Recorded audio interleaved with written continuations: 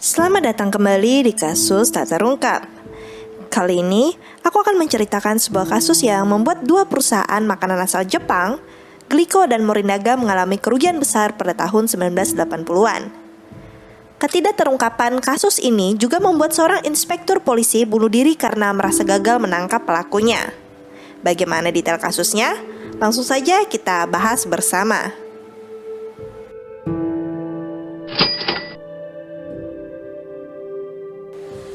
Sekitar pukul 9 malam pada tanggal 18 Maret 1984, dua pria bertopeng bersenjatakan pistol dan senapan menggunakan kunci yang dicuri dari rumah sebelah, rumah Ibu Katsuhisa yang berusia 70 tahun, untuk memasuki rumah putranya, Katsuhisa Ezaki, presiden perusahaan Glico, yang memiliki sistem keamanan terpasang.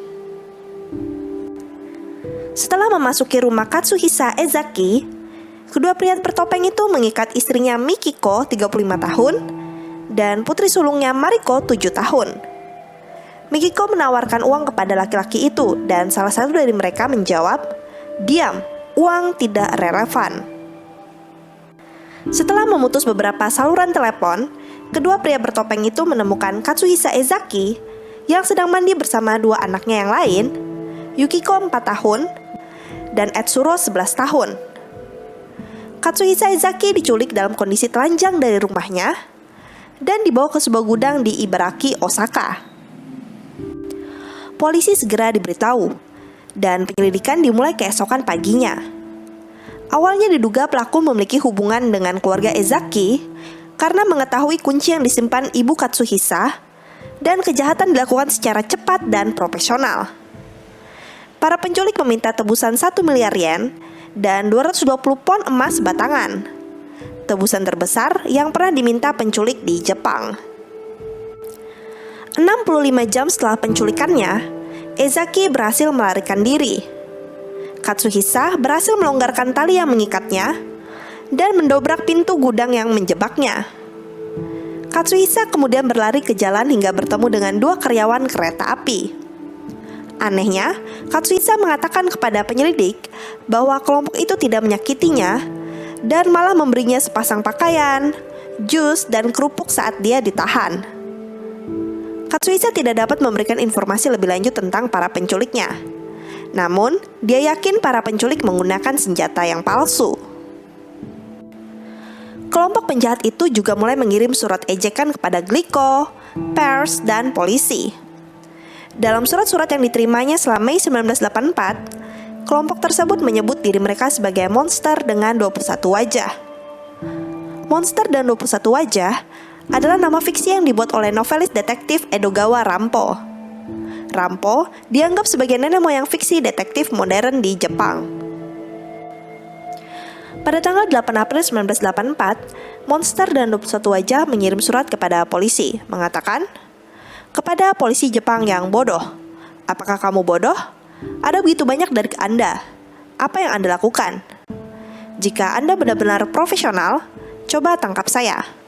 Ada terlalu banyak cacat, jadi saya akan memberi Anda petunjuk. Tidak ada rekan kami dalam kerabat Ezaki. Tidak ada rekan dalam kepolisian Nishinomiya. Tidak ada rekan dalam korps penempur banjir. Mobil yang saya gunakan berwarna abu-abu dan makanan dibeli di Daiei. Jika Anda menginginkan info baru, mintalah di koran. Setelah memberitahumu semua ini, kau seharusnya bisa menangkapku. Jika tidak, Anda adalah pencuri pajak. Haruskah saya menculik kepala direktur polisi prefektur?" Alih-alih bersembunyi, para penjahat mulai menargetkan perusahaan tempat Katsuhisa bekerja. Pada 10 April 1984, kelompok ini membakar beberapa mobil di markas besar Glico. 6 hari kemudian, sebuah wadah plastik penuh asam klorida ditemukan di dalam gedung perusahaan Glico di Ibaraki.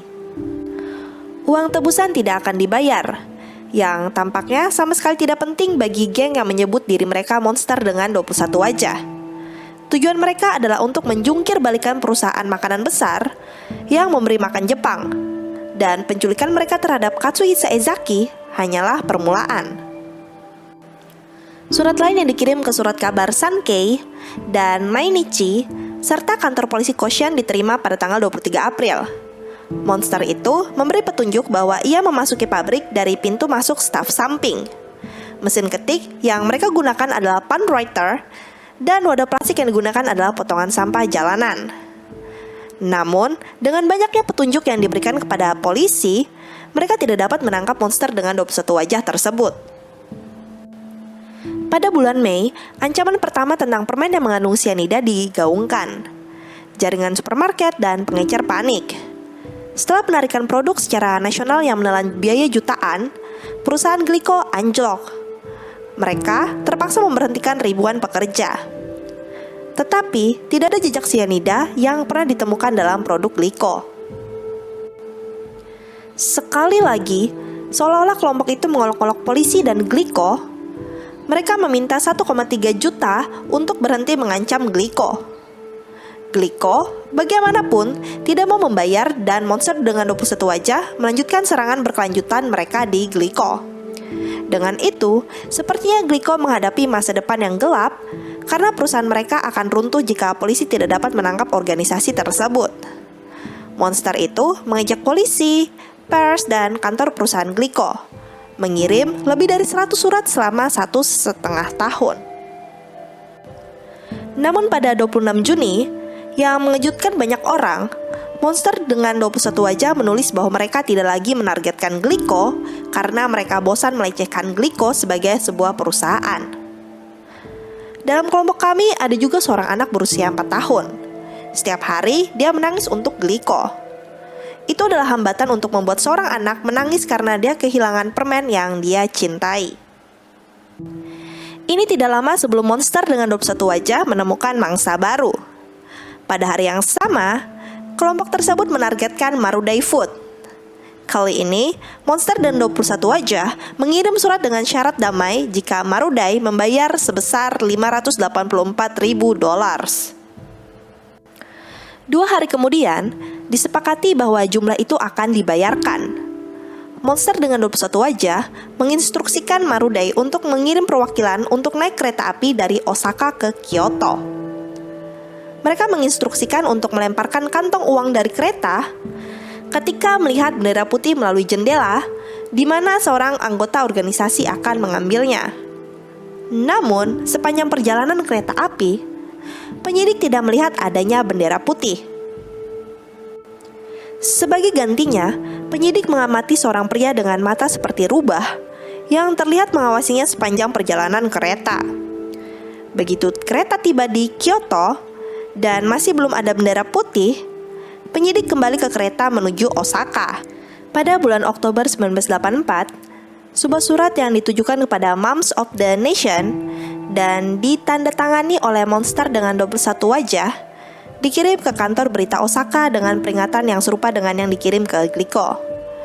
Disebutkan bahwa 20 bungkus permen Morinaga telah dicampur dengan natrium sianida yang mematikan.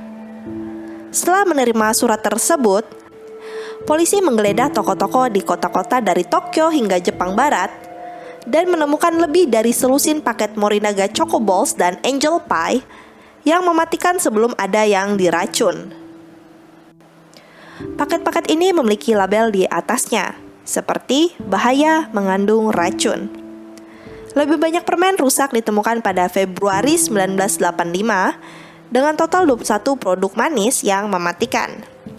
Morinaga dan Company terpaksa mengurangi produksinya saat ini sebesar 90% karena isu racun yang disebarkan. Setelah beberapa waktu, kelompok itu mulai menyerang House Food Corporation.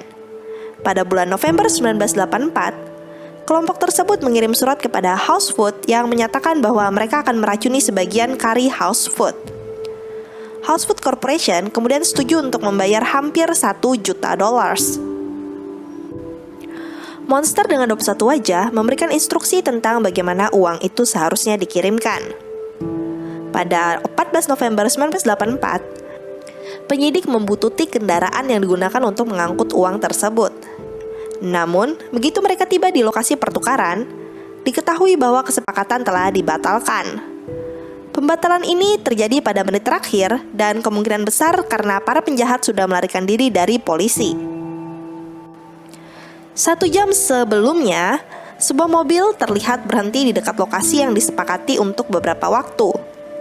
Rombongan di dalam mobil didekati oleh petugas yang mencoba mencari tahu untuk apa mobil itu berhenti di situ.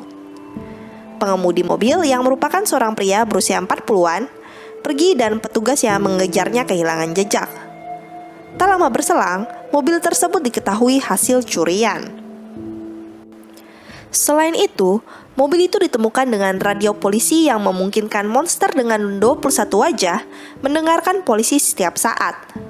Setelah pertemuan itu, polisi diajak dalam surat lebih lanjut.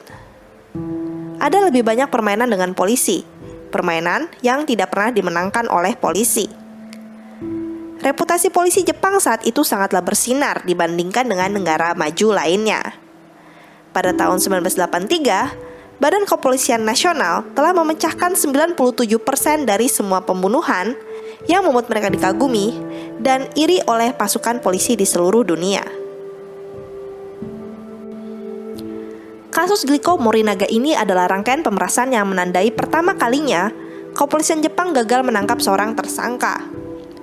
Pada bulan Agustus 1985, Inspektur Yamamoto dari Prefektur Shiga berjalan ke halaman belakang rumahnya, menyiram dirinya dengan minyak tanah, dan menyalakan korek api lalu bunuh diri. 5 hari setelah peristiwa ini, pada 12 Agustus, Monster mengirim pesan terakhirnya ke media. Yamamoto dari polisi Prefektur Shiga meninggal. Betapa bodohnya dia. Kami tidak punya teman atau tempat persembunyian rahasia di Shiga. Yoshino atau Shikata yang seharusnya mati. Apa yang telah mereka lakukan selama 1 tahun 5 bulan? Jangan biarkan orang jahat seperti kita lolos begitu saja. Masih banyak lagi orang bodoh yang ingin meniru kita. Yamamoto tanpa karir meninggal seperti laki-laki. Jadi, kami memutuskan untuk memberikan belasungkawa kami. Kami memutuskan untuk melupakan penyiksaan terhadap perusahaan pembuat makanan. Jika ada yang memeras salah satu perusahaan pembuat makanan, itu bukan kami, tetapi seseorang yang meniru kami. Kami adalah orang jahat. Itu berarti kita memiliki lebih banyak hal untuk dilakukan selain perusahaan intimidasi. Sangat menyenangkan menjalani hidup orang jahat. Monster dengan 21 wajah. Itu adalah surat terakhir yang dikirim Monster. Setelah surat ini, Monster dengan 21 wajah tidak terdengar lagi. Banyak teori tentang identitas Monster. Wawancara tanpa hasil dilakukan kepada sekitar 125.000 tersangka dengan segala macam orang. Mulai dari yakuza hingga karyawan Glico yang tidak puas, dari manipulator stok hingga agen rahasia Korea Utara, sampai Katsuhisa Ezaki sendiri dianggap bersih dari tuduhan tersangka. Dan untuk semua kekacauan ini, polisi tidak pernah bisa secara meyakinkan menyatakan bahwa uang tidak pernah berpindah tangan sama sekali.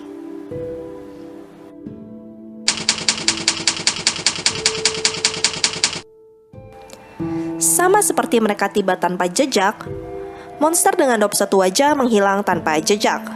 Namun, polisi menghabiskan beberapa tahun ke depan untuk mencari kelompok tersebut. Pada satu titik, polisi berhasil mengungkapkan panggilan telepon yang berisi suara seorang wanita dan seorang anak saat kelompok itu menuntut uang tebusan. Polisi sempat membuka hotline khusus agar orang bisa meninggalkan tip dan mendengar suara-suara itu. Namun, tidak ada petunjuk yang datang dari ini. Ada banyak motif yang memungkinkan. Tetapi karena Monster dengan 21 wajah tampaknya tidak memiliki motif selain ingin menimbulkan kepanikan massal, tidak ada motivasi yang meyakinkan. Dengan itu, satu-satunya motif yang masuk akal tampaknya bersifat pribadi.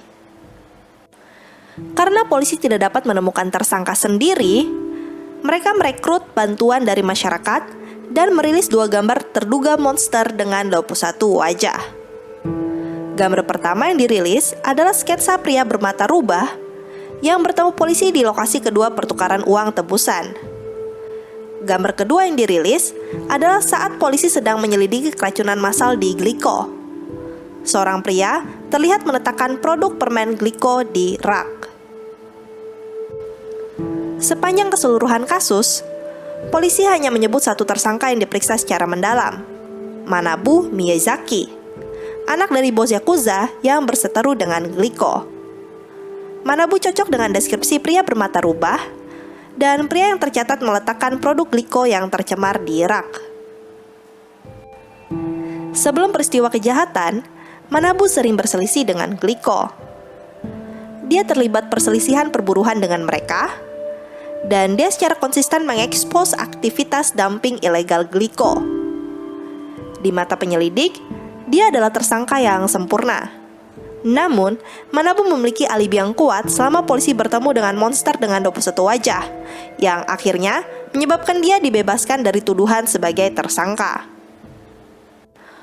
Monster dengan 21 wajah tidak dapat lagi dituntut atas kejahatan mereka karena undang-undang pembatasan di Jepang. Tetapi, tidak ada satupun dari kelompok kejahatan ini yang pernah muncul. Di luar bunuh diri inspektur polisi, tidak ada yang terbunuh dan sepertinya kelompok itu hanya ingin menimbulkan kepanikan massal. Tidak ada informasi lebih lanjut yang diungkapkan kepada publik, dan monster dengan 21 wajah akan selamanya dikenang sebagai sekelompok individu misterius, baik tua maupun muda, yang menargetkan perusahaan makanan tanpa alasan yang jelas selain untuk kesenangan. Demikian kisah tak terungkap kali ini tentang kasus Glico Morinaga, monster dengan 21 wajah. Jangan lupa like video ini dan subscribe channel aku supaya kamu tidak ketinggalan update dari kasus menarik lainnya. Sampai jumpa di kasus selanjutnya. Salam penyidik.